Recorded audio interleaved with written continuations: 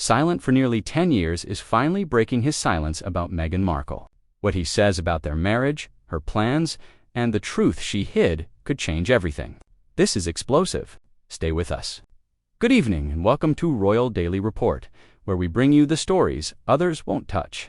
Tonight, we uncover Trevor Engelson's long-awaited account of his marriage to Meghan Markle, the man who knew her before the fame, before the palace, and before the reinvention. If you're new here, hit subscribe now to Royal Daily Report. Turn on notifications and join us for exclusive royal investigations. Channel name on screen, Royal Daily Report. Let's get into it. For almost 10 years, Trevor Engelson stayed quiet. He moved on with his life, built something new, and never once tried to come back into the public eye from his past with Meghan Markle. But staying quiet has its limits. And according to people close to him, he reached that limit the day he realized the world only knew her side of their story, not his side. And definitely not the version his family had warned him about long before their marriage ended. For years, people asked questions about why Trevor's family stayed in the background during the relationship, why they became distant, why they seemed unsure, why their friendliness never matched Meghan's charm. Now, with Trevor finally opening up about his experience, the reason is becoming very clear. This isn't a story about being jealous. It's not about holding grudges. It's about a family who saw what their son couldn't see, and a truth that wouldn't stay hidden. And it all starts in a place Trevor never expected. The moment his family felt something was wrong behind closed doors, according to people who were close to Trevor at the time, Meghan shared something with him that would change everything he imagined for their life together. She supposedly told him she could not have children. For most couples, news like this would start long talks, crying, questions, visits to doctors, something. But Trevor didn't do any of that. He didn't push her, didn't argue, didn't ask for second opinions. He simply believed what she said because loving her meant accepting the future she described. He changed his dreams right away. He changed his expectations. He changed his heart for a life without children. And through all of it, he never used what she told him against her. He never brought it up in fights. He never let it become a problem between them. He trusted her completely, totally, without any doubt. But years later, when Meghan had not one but 2 children with Prince Harry, that old moment came rushing back to Trevor like a broken mirror finally falling apart. Sources say Trevor wasn't angry. He was confused, lost, hurt, in a way that stays under your skin and never fully goes away. That moment became the first real crack in his understanding of the marriage. A crack that had been waiting in the dark. A truth he never questioned now became the biggest question of his life.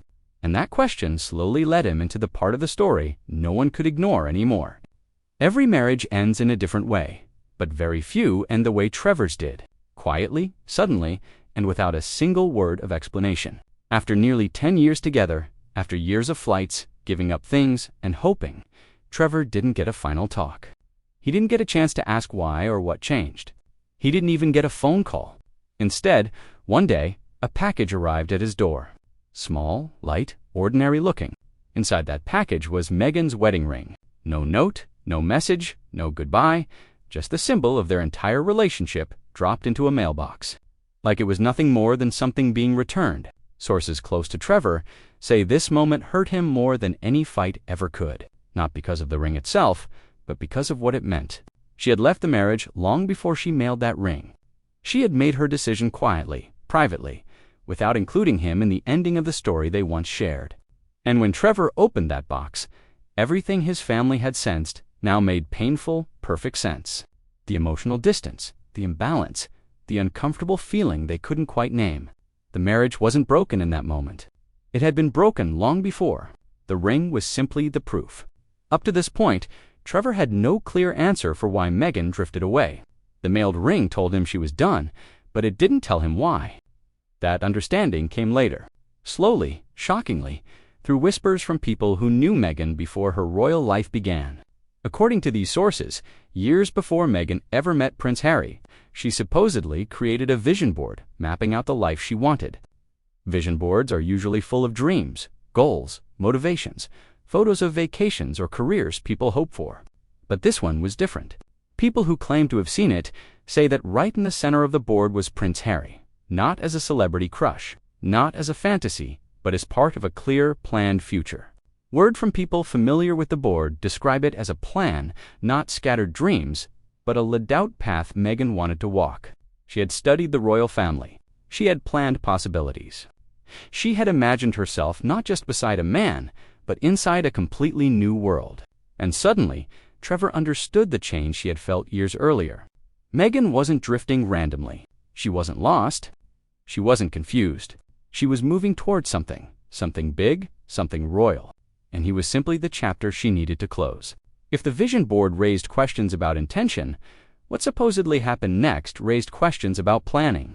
When Meghan met Prince Harry for the very first time, insiders claimed she arrived wearing Princess Diana's favorite perfume, a scent deeply connected to Harry's childhood memories, sadness, and the emotional pain of losing his mother. Smells are powerful. They can pull someone back in time in an instant. They can make a person feel safe, familiar, connected, even if they don't fully understand why. To Harry, that first meeting felt like fate. Warm, comforting, strange in a way he couldn't explain. But to people who knew Meghan well, it felt different. They insist it wasn't an accident. It was on purpose, a small, quiet choice designed to create emotional impact, not manipulation in a loud or forceful way. Nothing pushy or obvious. Just a quiet understanding of how memory works and which part of Harry's heart to gently pull. And that moment worked. Harry didn't just fall for Meghan. He fell for the feeling she created. A connection tied to the mother he lost and the comfort he wished for.